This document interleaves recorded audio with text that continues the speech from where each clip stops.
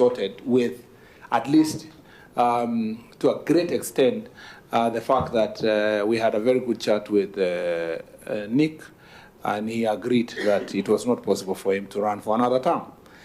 However, we have a small legal problem, yeah, and Honorable Karoli here being my senior, you can think through it, and you, even as a committee, you can put this to the elections, FKF Elections Board.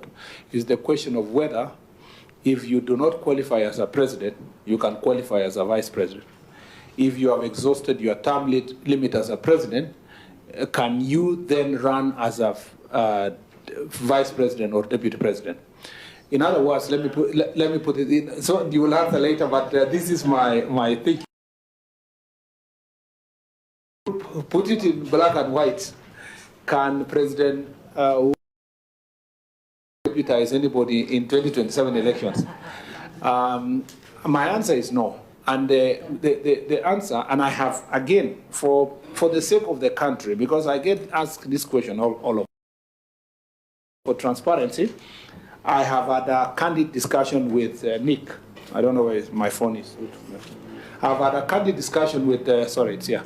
I've had a candid discussion with Nick, and I wanted to read the committee, the provisions of our constitution. Our own constitution says that the deputy president, each candidate in a presidential election shall nominate a person who is qualified for nomination for elections as a president as candidate for deputy president.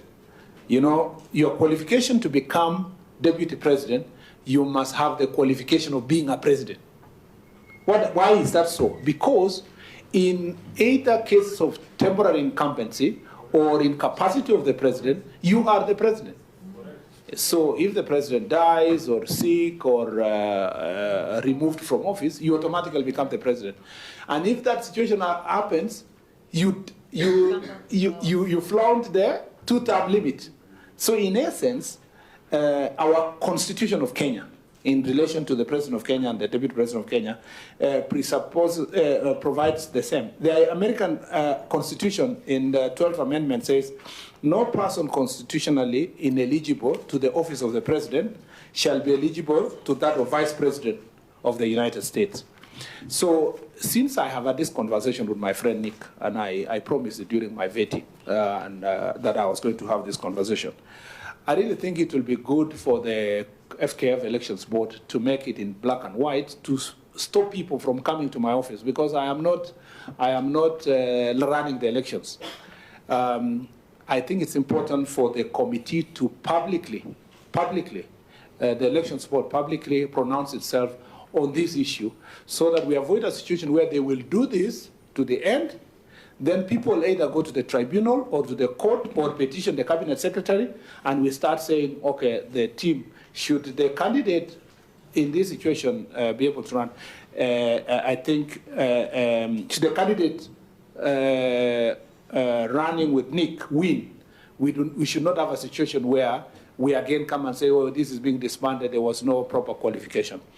What I would put as a proviso is that a president can run for any other seat. I think the second or the third American president, after finishing for presidency, he ran for Senate, and he served in the Senate.